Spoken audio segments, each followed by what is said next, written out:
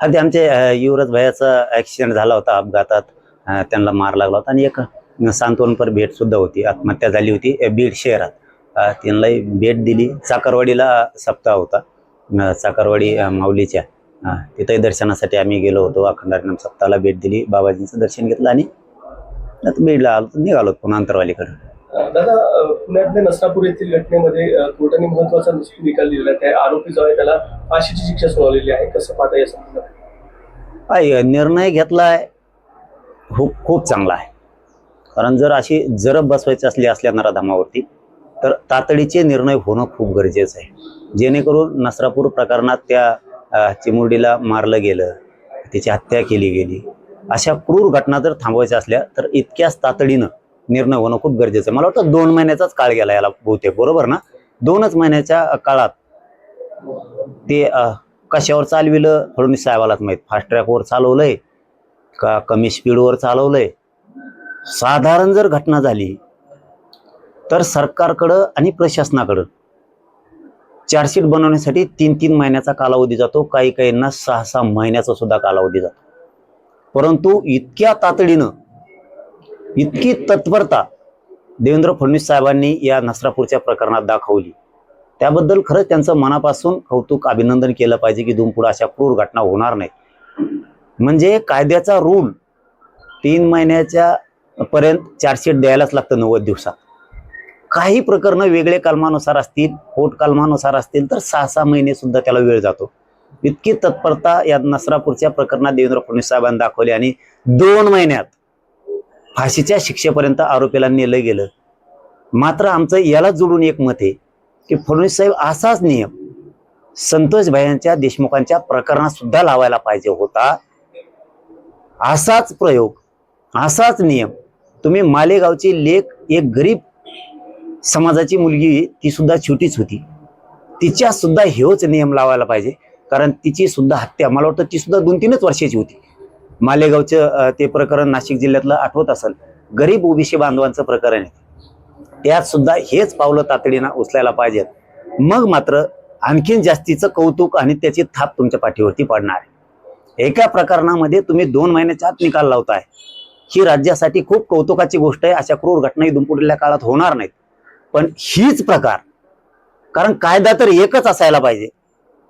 कायद्यानं जर त्याला फाशी होणार असली तर नसरापूरच्या कुटुंबाला न्याय मिळाला, महाराष्ट्रातल्या लोकांना, जनतेला खरा न्याय मिळालाय नसरापूरमुळं. कायद्यात 2 महिन्याच्या आत जर शिक्षा होऊ शकते तर मग संतोष भाईच्या प्रकरणात सुद्धा देशमुखांच्या 2-2 वर्षे नुसती सुनावणीला यायला लागायला लागले. म्हणजे संतोष देशमुखांचं प्रकरण, म्हणजे कायदा तरी एकच असेल.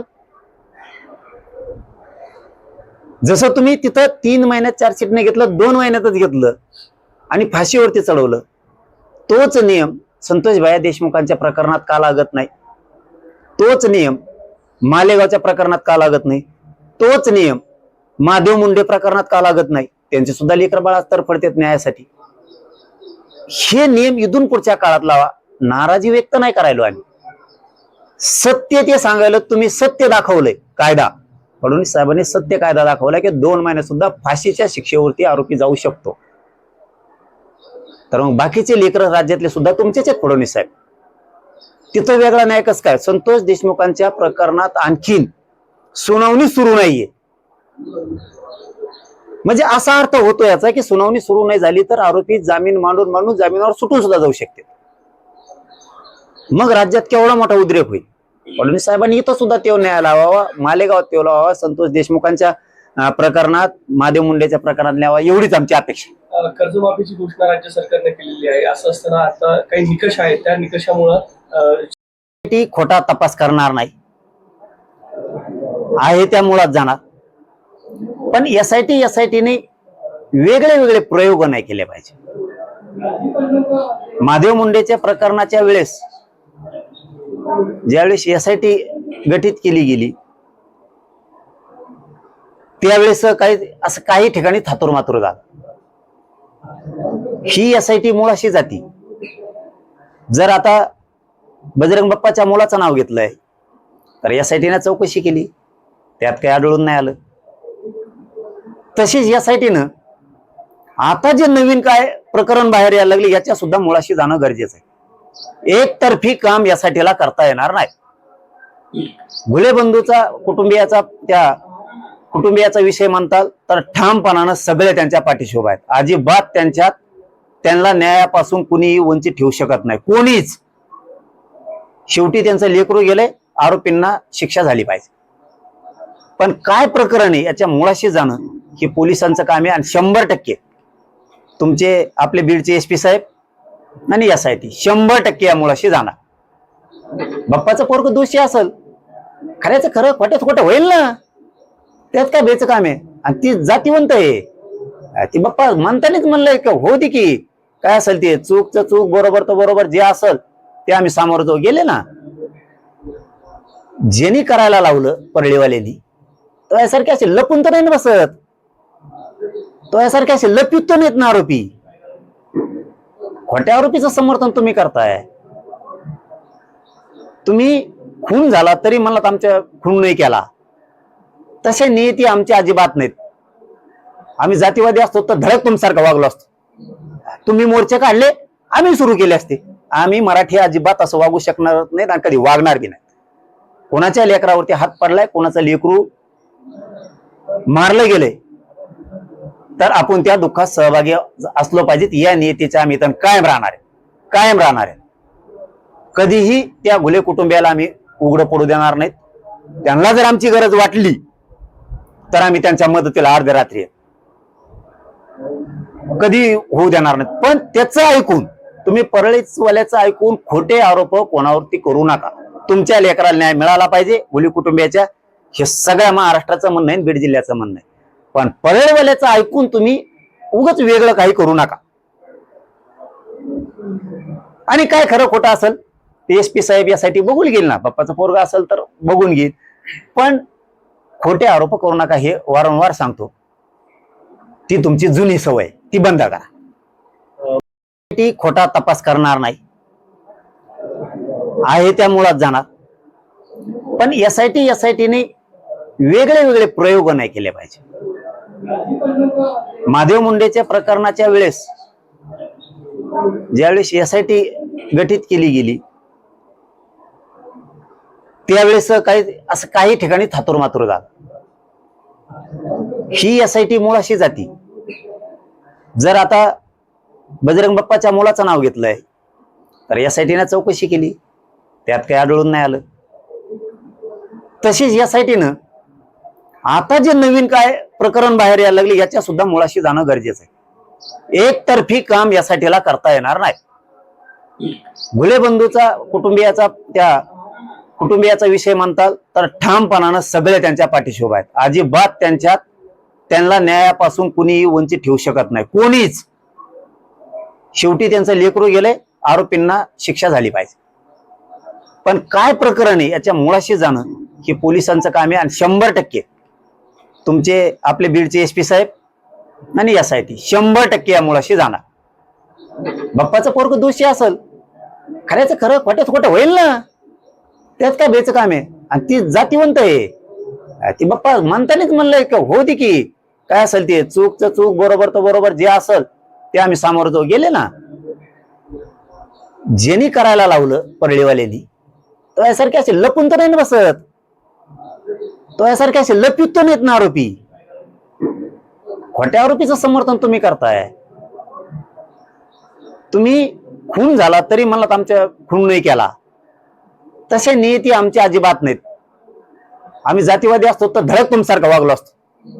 तुम्ही मोर्चे काढले, आम्ही सुरू केले असते. आम्ही मराठी अजिबात असं वागू शकणार नाहीत आणि कधी वागणार बी नाही. कोणाच्या लेकरावरती हात पडलाय, कोणाचं लेकरू मारलं गेले तर आपण त्या दुःखात सहभागी असलो पाहिजेत. या नियतीच्या आम्ही तर कायम राहणार आहे. कधीही त्या घुले कुटुंबियाला आम्ही उघडं पडू देणार नाहीत. त्यांना जर आमची गरज वाटली तर आम्ही त्यांच्या मदतीला अर्ध्या रात्री कधी होऊ देणार नाहीत. पण त्याचं ऐकून, तुम्ही परळीवाल्याचं ऐकून खोटे आरोप कोणावरती करू नका. तुमच्या लेकराला न्याय मिळाला पाहिजे, घुले कुटुंबियाच्या, हे सगळ्या महाराष्ट्राचं म्हणणं आहे, बीड जिल्ह्याचं म्हणणं आहे. पण परळीवाल्याचं ऐकून तुम्ही उगाच वेगळं काही करू नका. आणि काय खरं खोटं असेल ते SP साहेब यासाठी बघून घेईल ना, बाप्पाचा पोरगा असेल तर बघून घेईल. पण खोटे आरोप करू नका, हे वारंवार सांगतो. ती तुमची जुनी सवय, ती बंद करा. नाही, मी चर्चा करणार नाहीये, कारण मी करीन म्हणलं की करतोच. मी कधी खोटं आपल्याशी कवा बोलत नाही. आणखीन अनेक जण आहेत त्याच्यामध्ये, म्हणजे स्वतः सरकार पण आहे, स्वतः त्याच्यामध्ये बच्चू कडू साहेब पण आहेत त्याच्यात. आता अनेक बरेच जण उठले दादा. आता पवारांचं पण आंदोलन सुरू आहे, ते पण त्याच्यात उठलेत. ते चर्चा करतीलच, पण सरकारने हे बाकीचे आंदोलन करतेत ही रोष न बघता शेतकऱ्यांच्या हिताचा निर्णय घ्यावा की एकही शेतकरी वंचित राहू नये कर्जमुक्तीपासून. यावर मात्र सरकारनं ठामवणं गरजेचं. शेतकऱ्याच्या कोणत्या आंदोलनात जातो, कोणत्या पण शेतकऱ्यांना न्याय देण्यासाठी आपण गेलो पाहिजे, उठलो पाहिजे.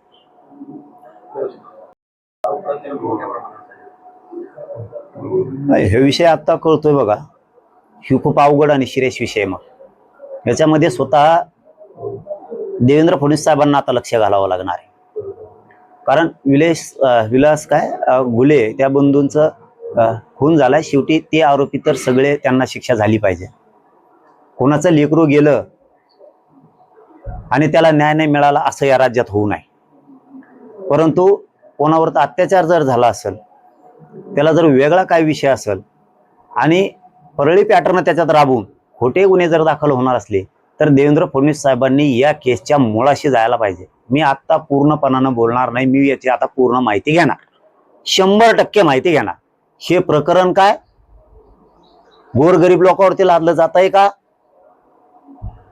जाणून बुजून आरोप करून गुन्हे दाखल केले जाते, याच्या मुळाशी 100% मी फडणवीस साहेबाला जायला लावणार.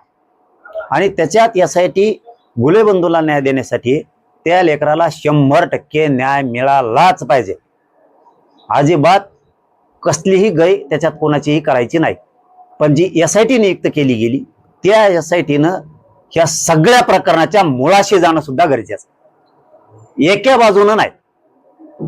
SITचा अर्थ असा की ज्या खुनाचा तुम्हाला उलगडा करायचा आहे त्याचा उलगडा चहूबाजूने केला पाहिजे. याचे धागेदोरे कुठे आहेत, याचं मूळ काय, याच्या पूर्ण मुळाशी जाणं SITचं सुद्धा कर्तव्य आहे. आणि याच्या मुळाशी जाऊन ज्याला त्याला ज्याच्या त्याच्या नियमानुसार त्याला न्याय मिळाला पाहिजे. तसाच घुले बंधूला त्या कुटुंबियाला सुद्धा 100% न्याय मिळाला पाहिजे. पण जे आता नवीन प्रकरण आलं, हे खरं काय काय मला याच्यातलं काय माहित नाही. मी याच्यात मुळाला जाऊन पूर्ण माहिती घेणार आणि फडणवीस साहेबांना याचा मुळाशी तपासच करायला लावणार, सोडणार नाही कोणालाच. आणि घुले बंधूवरती त्या कुटुंबावरती सुद्धा कधीही अन्याय होऊ देणार नाहीत आम्ही, आणि ते सुद्धा आरोपींना शिक्षा झालीच पाहिजे.